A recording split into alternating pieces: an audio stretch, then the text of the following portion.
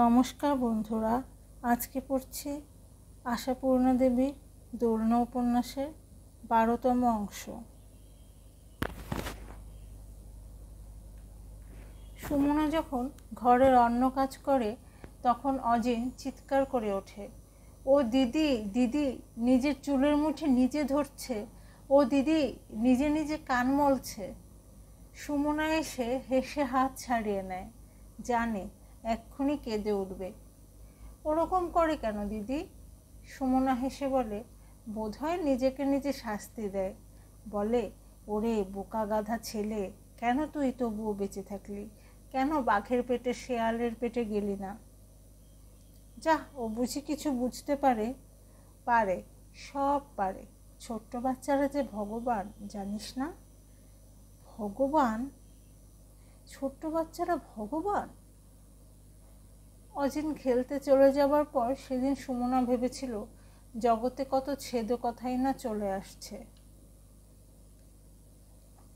কথার সেই অদ্ভুত অসার ছেদত্ব নিয়ে কেউ কোনোদিন হাসাহাসি করে না, বলে না, হায় শিশুরূপী ভগবান, মানুষের দেওয়া সামান্য একটু পরিচয়পত্রের অভাবে তো তোমার ভগবানত্বের রসাতল প্রাপ্তি।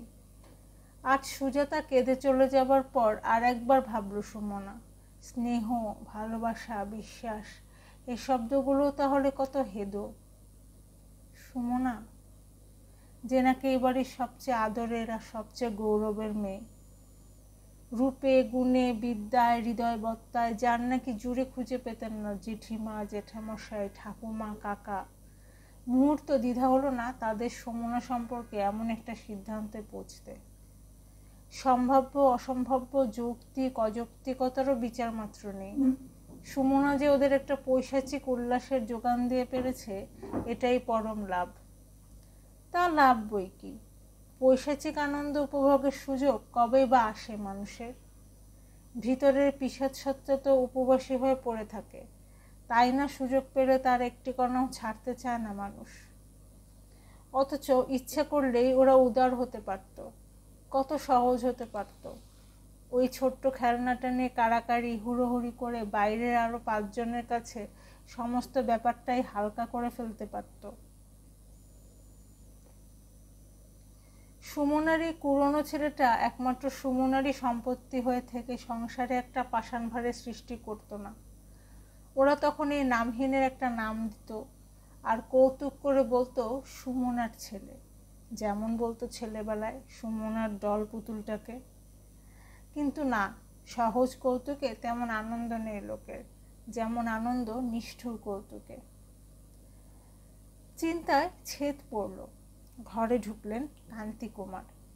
আদৌ যিনি আর ঘরে ঢোকেন নাই ঘরে, তাকিয়ে দেখলেন সুমনা নিবিষ্ট হয়ে কি একটা সেলাই করছে।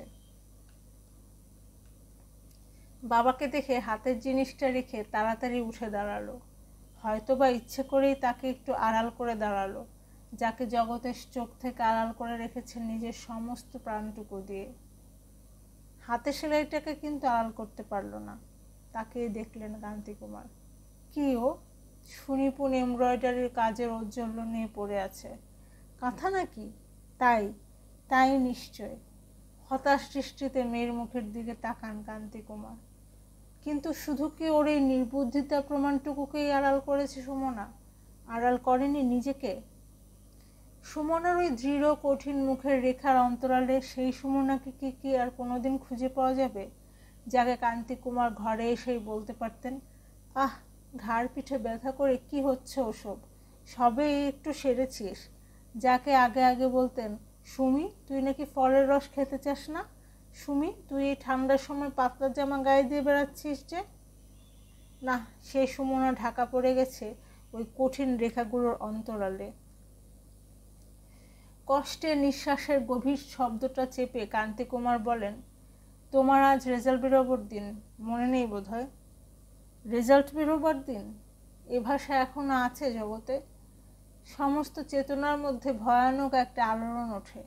বাবার নিষ্ঠুরতার মাথার মধ্যে যেমন ঝাঝা করে ওঠে। জানতো না, মনে ছিল না, তবু কষ্টে ঘাড় নাড়ে। মনে আছে? যাক, তবুও ভালো। বেলা 4টে টাঙিয়ে দেবে শুনছি। আমি তাহলে কোর্ট থেকে একটু সকাল সকাল আসছি। হঠাৎ গলাটা ছেড়ে পরিষ্কার গলায় বলে ওঠে সুমনা। তুমি তো দেখে আসতে পারো বাবা। আমি দেখে আসতে পারি? হ্যাঁ, পারবো না কেন, দেখে আসবো। তুমি তাহলে পারছো না? কি করে পারবো? সুমনা ঘাটটা ফিরিয়ে অন্যদিকে তাকিয়ে বলে, ওকে কি কেউ দেখে? না দেখাই স্বাভাবিক, তুমি তো কাউকে বিশ্বাস করো না। বাবা, বলো। চেতনায় সেই ক্ষণপূর্বের আলোড়ন এখনো রয়েছে। কলেজ সহপাঠিনীরা, বাইরের পৃথিবী জ্বলসে উঠছে চোখের সামনে। তবু গলা কাঁপতে দেবে না সুমনা। বাবা, বিশ্বাস করার আশ্বাস কি কেউ আমাকে দিয়েছে? সুমনা, তুমি একটা ছোট জিনিস নিয়ে এত বেশি বাড়ালে যে লোকে দিশাহারা হয়ে গেছে। আমি ভাবতে পারছি না সুমনা, তুমি তোমার সমস্ত কেরিয়ারকে নষ্ট করে ক্রমশ ফসিল হতে থাকবে ওই জীবটার জন্যে। বাইরের বেরোনো তো দূরের কথা, ঘর থেকে পর্যন্ত বেরোনো ছেড়ে দিয়েছ। এ বাড়িতে কারোর সঙ্গে যে তোমার কোনো সম্বন্ধ কখনো ছিল মনে হয় তা ভুলে গেছো। রেজাল্ট বেরোবার পর যে আর কোনো করণীয় আছে ভাবছো না সে কথা। ইউনিভার্সিটিতে ভর্তি হওয়ার কথা বলছো? বলছি না কিছু, সেই রকম একটা কথা ছিল, সেইটুকুই মনে পড়িয়ে দিচ্ছি।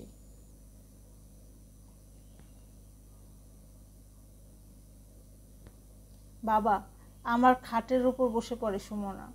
মুখে হাত চাপা দিয়ে বলে, তুমি আমাকে তাড়িয়েই দাও, আমি আর এই স্নেহহীন বাড়িতে থাকতে পারছি না।